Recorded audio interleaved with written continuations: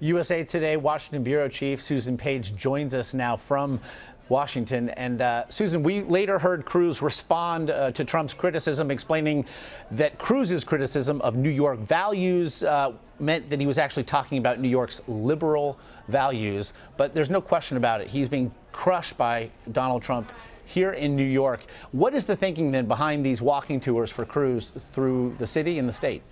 Well, Cruz is trying to keep Trump below 50% in New York, but this is Trump's turf. This is Trump's hometown, and it's a place without the base of evangelical voters that have boosted Ted Cruz in some other states. Remember, the New York values jibe that he put at the debate probably worked for him pretty well in a state like Iowa or South Carolina, but it has really come back to bite him in New York at a time when he is trying very hard to keep Trump from getting over the finish line before that Republican convention in July in Cleveland. Meanwhile, Susan, we saw the Trump campaign announce today it was actually canceling a trip that was scheduled to California to remain here in New York. We saw the numbers. He is comfortably ahead in his home state. What's behind this strategy then?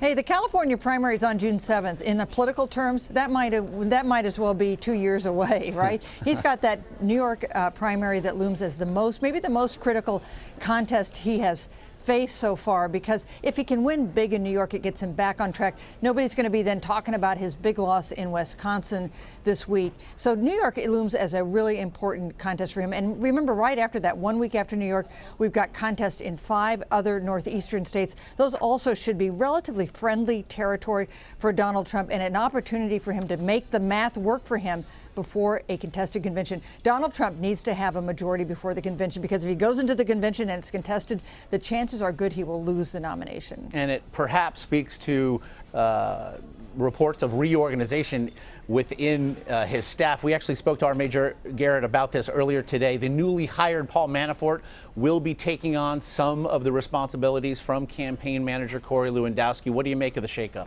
Well, Paul Manafort's a very familiar figure to us in Washington, for a longtime partner to Charlie Black and Roger Stone, other kind of senior Republican strategists. He's been to conventions before. He's worked in presidential campaigns. You can't say that about Corey Lewandowski. And you've seen questions raised about both the strategy that Trump has played in some states, and also just his preparation for things like interviews. You know, the comments that he made about abortion that have caused him so much pain. He could have been better prepared for interviews to answer questions about abortion and avoided that altogether. So I think that people who want Trump to win are pretty reassured by the fact that he's broadening that very small circle that he's had around him to run his operation. We should also note Manafort does have experience with contested conventions.